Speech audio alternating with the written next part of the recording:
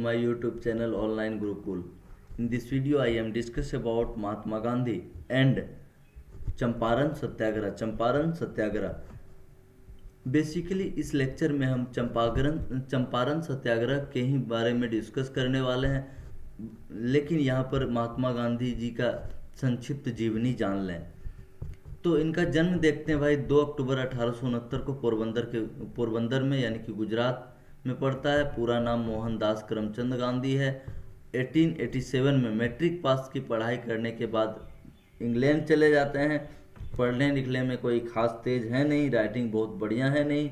8वीं क्लास में ही इनकी शादी हो जाती है और 1891 में वकील बनकर भारत आते हैं। लेकिन अगर देखा जाए तो 1891 से 1915 के बीच का जो समय है, तो 1893 में 1893 में यह अफ्रीका चले जाते हैं। कहाँ? अफ्रीका चले जाते हैं। और किनके साथ? तो दादा अब्दुल्ला के साथ। दादा अब्दुल्ला के साथ, जो कि व्यापारी एक बिजनेसमैन हुआ करते थे, इनके साथ अफ्रीका चले जाते हैं। और अफ्रीका से जो फिर भारत आगमन है, यह 1915 में भारत आगमन है। और यहीं से शुरुआत होती है गांधी युग की। 1915 कालखंड है, 1915 का कालखंड है, और यहीं से शुरू होती है गांधी युग की। और हम देखते हैं कि राजनीतिक गुरु गोपाल कृष्ण गोखले को मानते हैं। कौन? महात्मा गांधी जी। और महात्मा की उपाधि जो दी गई, यह रविन्द्रनाथ टैगोर के द्वारा दी गई। कब? तो यही चंपारण सत्याग्रह के समय ही दी गई थी। किनके द्वारा? तो रविन्द्रनाथ टैगोर के द्वारा। ध्यान रखिएगा इसको, ये भी एग्जाम्स में पूछ लिए जाते हैं। और बापू की जो उपाधि दी गई है, जवाहरलाल नेहरू जी के द्वारा दी गई बापू की उपाधि। अब बात आती भाई, आखिर चंपारण सत्याग्रह था क्या? आखिर जो है यह चंपारण सत्याग्रह था। तो भाई चंपारण जो है यह बिहार का एक जिला है, बिहार का एक जिला है। और चंपारण में जो है नील की खेती यहाँ के किसानों से अंग्रेज जमींदार करवाते थे। कौन? तो अंग्रेज जमींदार यहाँ के किसानों से करवाते थे चंपारण में नील की खेती। देखो यार, भारत लंगोट कसने वाला राष्ट्र है, नील की कोई ज़रूरत है नहीं। मट्ठा पीने वाला राष्ट्र है, चाय कॉफ़ी की ज़रूरत है नहीं। तो लाया कौन इसको? यह भी अंग्रेज ही लाए। यह भी जो है कहीं ना कहीं देखते हैं अंग्रेज ही लाए। नील का एक पौधा होता है, नील का एक पौधा होता है जो कि पत्ता से बनाया जाता है। नील का पौधा होता है जो कि पत्ती से नील को तैयार किया जाता है। और यहीं पर हम देखते हैं कि नील की ज़रूरत तो थी अंग्रेज़ों को। क्यों? क्योंकि लंका सागर, जो कि ब्रिटेन का एक जगह है, जहाँ पर कि सूती कपड़े की बड़ी बड़ी मिलें थी, और उसको रंगने के काम में आती थी नील, उसको रंगने के काम में आती थी। और इंग्लैंड का ग्लोबल कंडीशन, हम जो अगर ग्लोबल कंडीशन देखा जाए तो वैसा नहीं है जो कि वहाँ नील की खेती की जाए, धान की खेती की जाए, क्योंकि वहाँ ठंडी है, यानी कि ज़्यादा गर्मी है नहीं। और नील और धान ये सब उगने के लिए गर्मी की गर्म थोड़ा सा अगर टेम्परेचर देखा जाए तो 20 से 30 डिग्री यानी 20-30 डिग्री टेम्परेचर की ज़रूरत होती है। तो यहीं पर हम देखते हैं कि इस वजह से कहीं ना कहीं जो है अंग्रेज नील की खेती करवाते हैं। किनसे? तो चंपारण के किसानों से। और यहीं पर हम देखते हैं कि फार्मर्स किसी भी कीमत पर नील की खेती करना चाहते हैं नहीं। क्यों? क्योंकि कोई भी जानबूझ के अपना जो है खेत बंजर नहीं करना चाहेगा भाई। अगर नील की खेती किया जाता है लगातार 2 से 3 ईयर्स, तो फिर ज़मीन जो है यह कहीं ना कहीं देखते हैं यह बंजर हो जाता है, ज़मीन जो है यह बंजर हो जाता है। ठीक। और यहीं पर अब बात आती है कि जब किसान करना चाहते थे नहीं, लेकिन अंग्रेज जमींदार एक नियम बना दिए थे, एक नियम बना दिए थे, दैट इज 3 कठिया पद्धति। जो यह 3 कठिया पद्धति है, यही नियम बना दिए थे अंग्रेज जमींदारों के द्वारा। यह था क्या भाई? अगर आपके पास 20 कट्ठा खेत है, उसमें से आपको अनिवार्य है 3 कट्ठा खेत पर नील की खेती करना। यह आपके लिए मैंडेटरी है। यह आप यानी कि 3 हिस्से में जो है, 20 हिस्से में से 3 हिस्से में जो है नील की खेती करना अनिवार्य कर दिया गया था। और अब यहीं पर बात करते हैं कि आखिर किसानों की हालत इतनी जर्जर थी क्यों? तो यही देखते हैं कहीं कहीं ऐसा भी सिस्टम होता था भाई कि उसको टैक्स देने में ही सारे के सारे ये चले जाते थे। जो भी प्रोडक्शन हुआ तो पूरा का पूरा चला गया उसको टैक्स देने में। खाने पीने की किल्लत है यहाँ पर। और कहीं तो देखते हैं कि टैक्स बढ़ा दिया और कहीं अकाल पड़ गया, और ऐसे में भी किल्लत बहुत ज़्यादा ज़बरदस्त थी। और किसानों की दुर्दशा बहुत ही मतलब बर्बर तौर पर गुजर रहा था। और देखते हैं कि खेत यहाँ पर किसान का है, मजदूरी भी किसान का है भाई, लेकिन मजदूरी देगा या नहीं, यह अंग्रेज जमींदार की मर्जी। और यहीं पर बात आती, अब तो मार्केट में केमिकल नील भी आ चुका था जो कि चीप एंड वेस्ट होता था, चीप एंड वेस्ट होता था। और इस वजह से कहीं ना कहीं देखते हैं कि खेती वाले नील को खरीदने के लिए खरीदार बंद हो चुके थे, खेती वाले नील को खरीदने के लिए जो खरीदार थे ये बंद हो चुके थे, और प्रोडक्शन होता है उसको लेने वाला मार्केट में है कोई नहीं। तो ऐसे में अब किसानों को लगा कहीं ना कहीं कि धीरे धीरे जो, और अंग्रेज भी जो है ना यहाँ पर नील की खेती कराना बंद कर देते हैं। तो किसानों को लगा कि खेत मेरा है, मजदूरी मेरा है, बट फसल पर अंग्रेजों का अधिकार पहले था। लेकिन अगर देखा जाए तो खेती बंद हो गया, तय है कि अब खेत वापस मिल जाएगा। यह सोच है किसका? यह किसानों का सोच है, ठीक। लेकिन अंग्रेज जमींदार कहते हैं कि खेत तो वापस मिलेगा लेकिन बदले में पैसा लेंगे। फार्मर्स बोलते हैं कि खेत मेरा है, तुम किस आधार पर पैसा लोगे?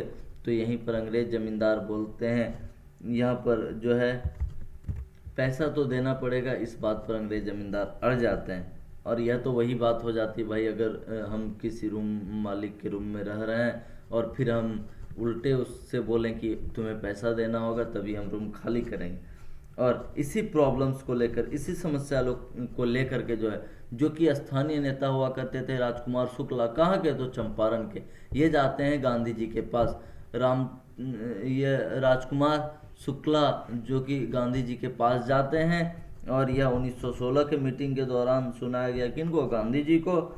और गांधी जी चंपारण आते हैं 9 अप्रैल 1917 ईस्वी को, 9 अप्रैल 1917 ईस्वी को। और गांधी जी के सहयोगी भी यहाँ हुआ करते थे, राजेंद्र प्रसाद, महादेव देसाई, नरहरि पारिक, अनुग्रह नारायण, जे.बी. कृपलानी ईस्वी, ठीक। अब बात आती है भाई कि गांधी जी तो चंपारण आए, लेकिन अंग्रेज नोटिस दे देते हैं किनको? गांधी जी को। अंग्रेज नोटिस दे दिए किनको? गांधी जी को।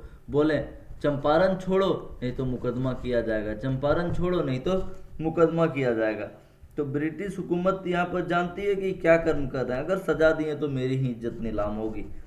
ब्रिटिश हुकूमत आ जाती है तनाव में। गांधी जी की लोकप्रियता जो है चंपारण में बढ़ चुका है। और ऐसा नहीं है कि गांधी पहले नेता हैं जो कि गांधी जी के पहले कोई नेता चंपारण नहीं जाते हैं, ऐसा नहीं है। गांधी जी यहाँ अड़ जाते हैं कि हम जो है जाएंगे ही नहीं। जैसा कि 1893 में जब गांधी जी अफ्रीका गए थे और वहाँ पर जा कर के जब ट्रेन का टिकट लेते हैं तो फर्स्ट श्रेणी का, प्रथम श्रेणी का टिकट मिलता है नहीं। वह सिर्फ भारतीयों को, वह सिर्फ अंग्रेजों को ही फर्स्ट श्रेणी का टिकट दिया जाता था। यहाँ पर यह क्लर्क से कहीं ना कहीं कह सकते हैं कि क्लर्क के साथ अड़ गए और टिकट ले ही लिया और ट्रेन में जा कर के बैठ जाते हैं। और जब बैठ जाते हैं तो सामने अंग्रेज सभी जो भी ब्रिटिश बैठे हुए हैं और यहाँ महात्मा गांधी बैठे हैं, उनको लगा कि आखिर ये कौन आ गया इस डब्बे में। और फिर वो लगेज और गांधी जी को बाहर कर देते हैं। यहीं पर गांधी जी बोलते हैं कि तुम मुझे इस ट्रेन से बाहर कर रहे हो, मैं तुम्हें इस देश से बाहर निकाल दूंगा।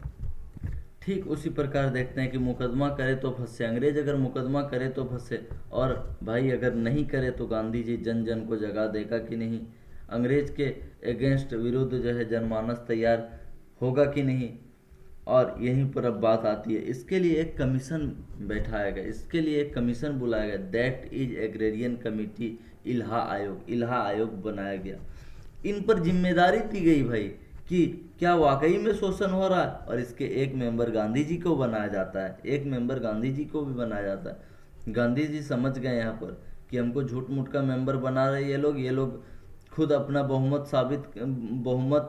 से अगर फैसला नहीं लेगा तो सभी लोग एक तरफ हो जाएगा, पूरा का पूरा डिसीजन गांधी जी का मांग ही था कि डिसीजन मेजोरिटी पर हो, और रिजल्ट यहाँ पर यही होगा कि ये सभी लोग एक तरफ हो जाएंगे और हम अकेले हो जाएंगे। तो गांधी जी वहाँ पर बोलते हैं कि अगर तुम अपना डिसीजन हमको थोपोगे तो हम यहाँ पर इस्तीफा दे देंगे, तय मानना कि तुम हमारे साथ ज़बरदस्ती कर रहे हो, ये बोलते हैं गांधी जी। ब्रिटिश हुकूमत को अब तो समझ में आ गया कि महात्मा गांधी के गांव जाते जाते जो है दूध का दूध और पानी का पानी हो गया। और यहीं पर देखते हैं कि किसानों की समस्याएं उभर कर सामने आ गई। अंततः ब्रिटिश हुकूमत को जो है यहाँ पर 3 कठिया पद्धति को समाप्त करना पड़ा, और गांधी जी का पहला सत्याग्रह का गवाह बनता है चंपारण। कौन? चंपारण। पहला सत्याग्रह का जो है यह गवाह बनता है चंपारण। और इस प्रकार जो है 1917 ईस्वी में चंपारण में जो 3 कठिया पद्धति थी उसको समाप्त कर दिया गया। देखो भाई, मॉडर्न इंडिया, जो कि मॉडर्न इंडिया का भी सीरीज हम इसको रेगुलर रखेंगे, और हम अब इसके बाद देखेंगे 1918 के कालखंड को, 1918 के कालखंड को।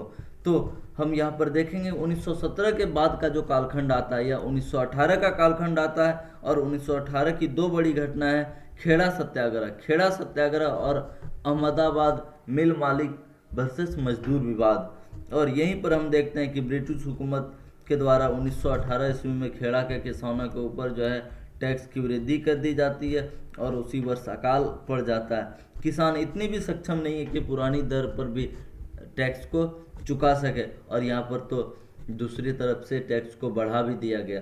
तो ऐसे में यही मूल कारण है कि यहाँ पर फिर से गांधी जी उभरते हैं, और फिर से देखा जाए तो खेड़ा सत्याग्रह भी इनका सफल रहता है, अहमदाबाद मिल मालिक वर्सेस मजदूर विवाद भी इनका जो है यहाँ पर मजदूरों की जीत होती है। तो इस प्रकार हम अगले लेक्चर में इन सभी का डिस्कस करेंगे। Thank you.